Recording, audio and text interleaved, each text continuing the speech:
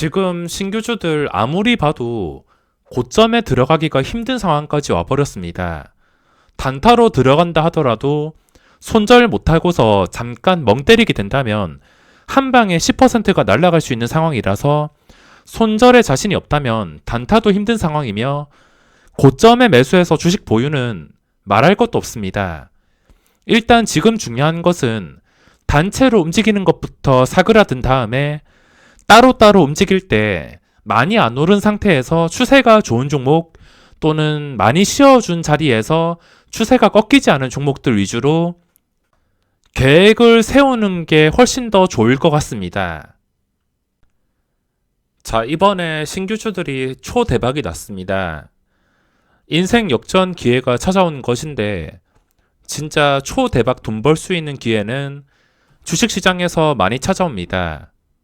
예를 들어서 증시 폭락으로 신용장고가 바닥일 때 찾아오거나 아니면 정치 테마주, 거래량 완전 깡패 종목, 바이오 종목, 그리고 그 중에 신규주도 포함이 되지만 이런 기회들을 완벽한 조건에 잡는 것은 쉽지가 않습니다. 제가 변명 좀 하자면 하필이면 이 신규주들이 움직이는 시장에서 수급이 너무 좋지 않고 지수 상황도 너무 좋지 않았습니다. 지수 상태가 이렇기 때문에 신규주가 움직인다 하더라도 과감하게 투자를 하지 못했습니다. 만약에 지수 조건까지 맞춰줬더라면 대박은 아니더라도 중박은 났을 텐데 아쉽긴 하겠지만 어차피 매매를 하다 보면은 이런 기회들은 좀 잊을 만할 때 알아서 찾아오게 되어 있습니다.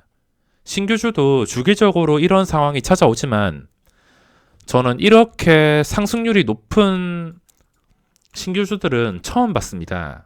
그것도 엄청 단기간에 빠르게 올랐습니다. 센트럴 모텍 같은 경우에는 좀 계단식 상승으로 끝까지 오르긴 했지만 단기간에는 엄청나게 빨리 오르지 않았습니다.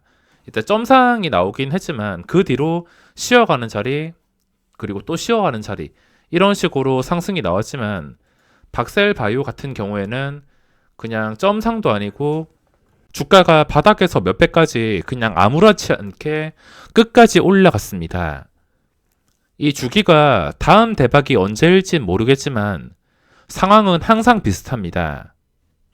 지금 대박을 놓쳤더라면 어차피 주식시장이 열리는 한 이런 기회는 알아서 찾아올 수밖에 없기 때문에 혹시나 지금 대박을 생각하시는 분들은 그 다음 기회를 준비하시는 게 훨씬 더 좋을 것 같습니다.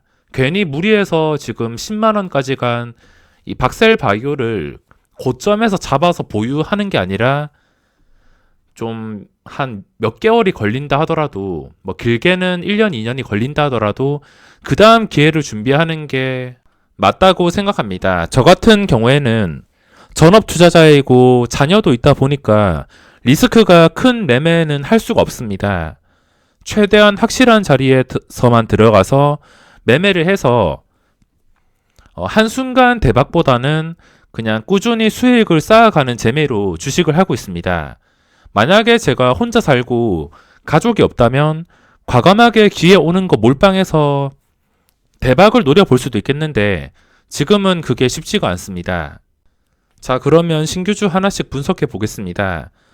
지금 뜨거울 때 끝까지 올려놓았다가 결국에 고점에 무는 것은 개인 투자자일 것이고 단기간의 종목의 상승률에 따라서 고점에 잘못 물게 된다면 적게는 10%, 많게는 50%까지 손실이 날 수 있는 위험성을 지녔기 때문에 지금 위험 단계가 최고치라고 보시면 되겠습니다. 신규주라는 것 자체가 원래도 하이리스크 하이리턴인 종목인데 현재 몇 배씩 오른 상태이며 이게 이제는 한 종목만 움직이는 게 아니라 단체로 움직이기 때문에 한 개라도 크게 무너지게 된다면 줄줄이 영향을 받을 수밖에 없습니다. 아예 새 거로 상장하는 게 아닌 이상은 그 전에 상장되어 있던 거 차트가 아무리 좋아 보이고 많이 안 올랐다 하더라도 다른 종목들 오를 때 같이 오른 종목은 같이 무너질 확률이 굉장히 높습니다. 다른 종목들 오를 때 반응이 없던 종목들은 내리지도 않고 오르지도 않겠지만 같이 올랐던 것들은 영향을 받을 수밖에 없는 상황이 되었습니다. 자, 그러면 하나씩 분석을 해볼 텐데, 우선 시장에서 상승률이 가장 좋은 피플바이오, 이오플로우, 박셀바이오가 있습니다. 이거 세 개가 스타트를 끊으면서 다른 종목들도 영향을 미쳤는데 가장 먼저 스타트를 끄는 게 이오플로우입니다. 차트만 봤을 때 적당히 쉬어가는 자리도 만들어 주었고, 생각보다 박셀바이오랑 비교해 봐서는 상승률이 그렇게 크지가 않습니다. 하지만 이것도 같이 무너지게 된다면 영향을 받을 수 있는 종목이기 때문에 지금은 고점에 들어가는 게 굉장히 어렵습니다.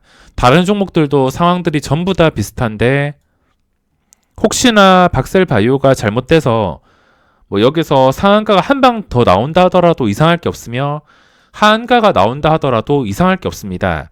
어디로 튀던 간에 지금 위치라면은 전혀 이상할 게 없는 구간이며, 만약에 상승이 아니라 하락이라면은 다른 종목에도 영향을 끼치기 때문에 이건 분봉을 보고서 초단타가 아닌 이상은 매수한 다음에 보유하는 것은 굉장히 어렵습니다. 진짜 매매를 하고 싶으면 거래량이 좀 유지가 되면서 황금선을 지켜주는 그런 분봉상에서만 매매가 잠깐 초단타로 가능하지, 지금 신규주 어떤 종목이라 하더라도 들어가기가 굉장히 까다롭습니다. 차라리 진짜 매매를 노려볼 것이면 그 다음에 새로 상장하는 종목들을 첫날이 아니더라도 그 다음날에 주가가 잘 빠지지 않고서 고점 다시 회복해 줄 때 그때 타이밍을 노려보는 게 위험한 상황에서 벗어나서 매매를 할 수가 있습니다.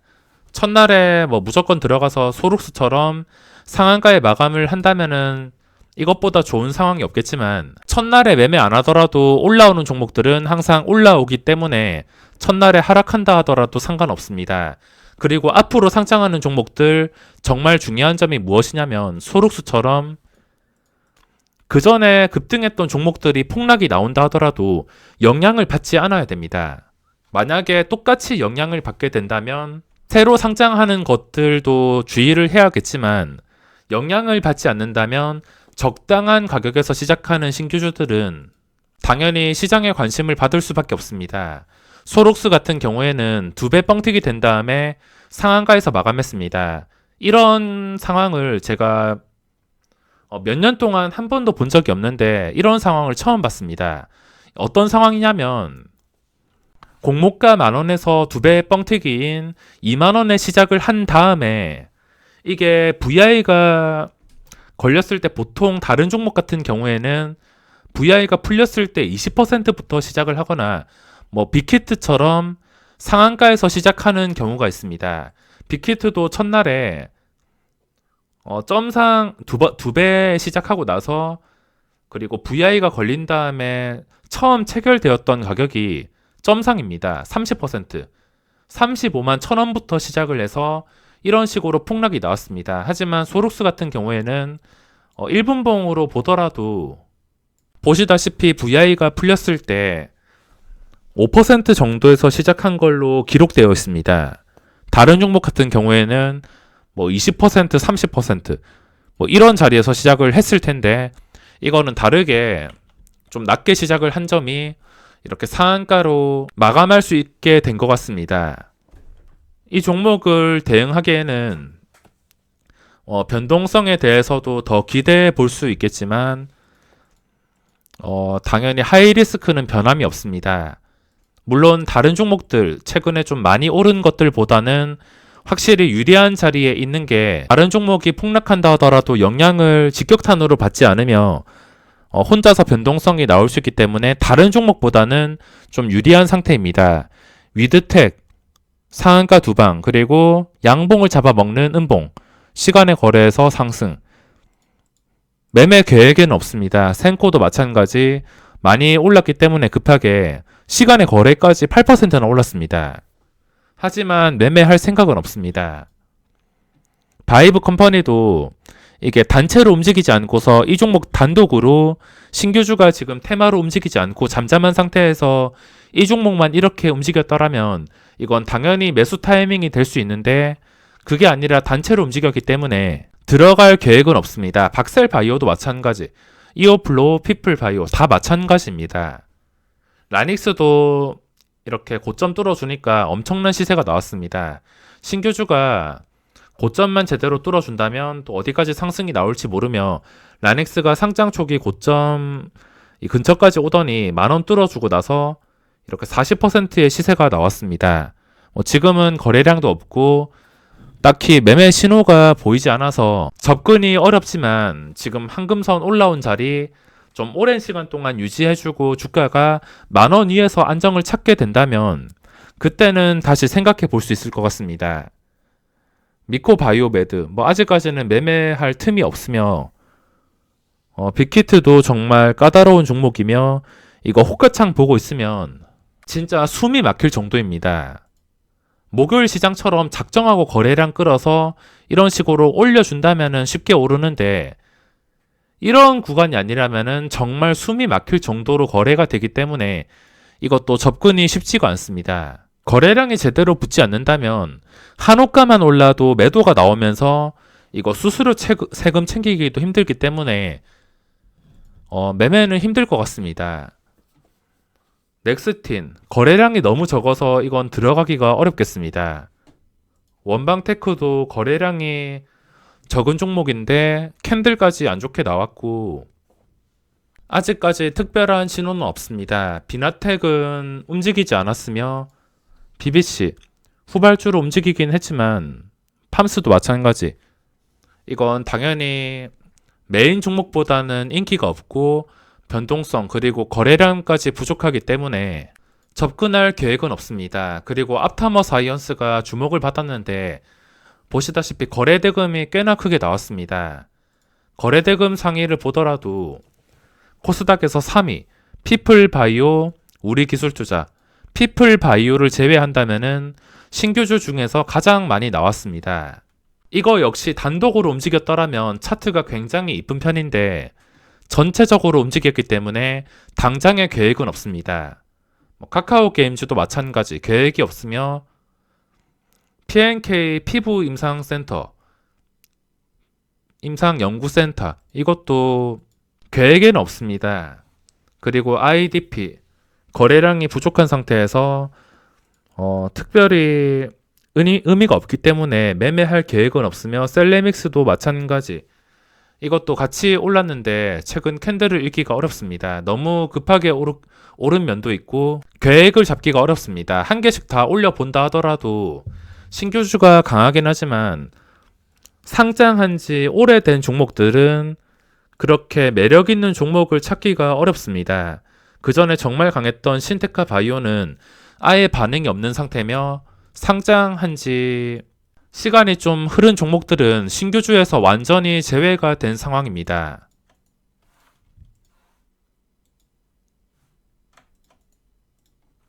이번에도 반응이 안 나온 종목들은 필요가 없기 때문에 이 많은 관심 종목에서 하나씩 지워버리는 것도 좀 소수의 종목에서 제대로 집중을 할 수가 있습니다. 이미 상장한 지 몇 개월 지났는데도 제대로 된 반응이 나오지 않고 거래대금이 바닥을 치게 된다면 그 종목은 매매해야 될 이유가 없습니다. 제가 정리를 안 하고서 그냥 쌓아놓기만 했는데 차트가 별로인 종목들은 그냥 지워버리는 게 낫습니다.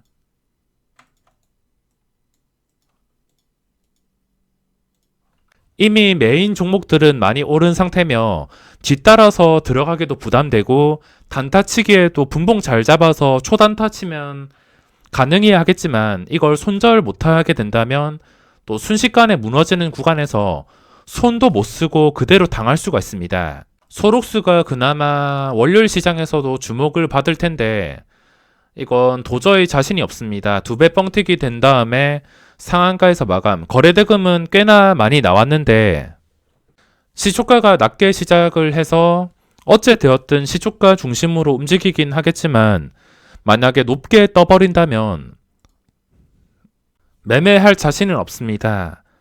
자, 지금 신규주들을 살펴봤는데 새로 접근하기가 굉장히 부담스럽습니다. 전체적으로 봤을 때 초단타가 아닌 이상은 들어가기가 어려울 것 같습니다. 들어가서 수익을 낸다 하더라도 순간적으로 무너질 때 대응을 못하게 된다면 몇 초 만에 10%가 아무렇지 않게 날아갈 수 있기 때문에 도저히 접근을 할 수가 없는 상황이 되어버렸습니다.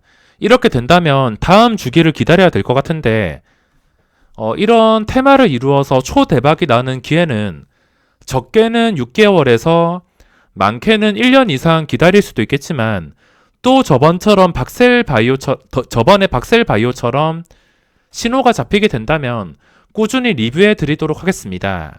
일단 지금 단체로 움직이는 것들 사그라들고 종목이 따로따로 움직이게 된다면 따로따로 종목을 봤다가 고점과의 거리, 추세에 따라서 매매를 계획할 수도 있기 때문에 지금은 무리하게 고점 매수보다는 그냥 구경만 하는 게 답인 것 같습니다. 자, 그러면 이번 영상은 여기서 마무리하겠습니다.